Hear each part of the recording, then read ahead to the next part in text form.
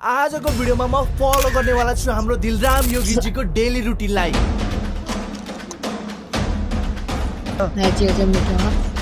र लास्टमा हामी हेर्नेवाला छौँ कि यो खाएर कि हामी साँच्चै हेल्दी हुन्छौँ या त अनहेल्दी।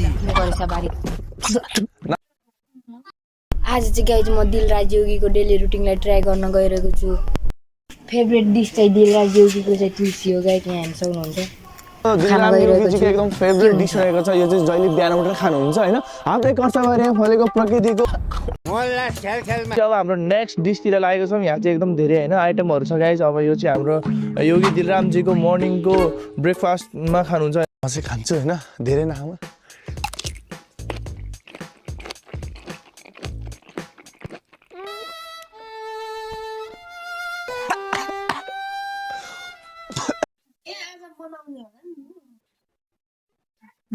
मिठो दामी हो।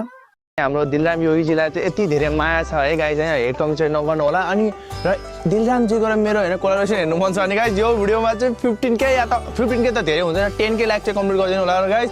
आजको लागि यति भन्दा बिदा लिन चाहन्छु। हस् नमस्कार, बाई।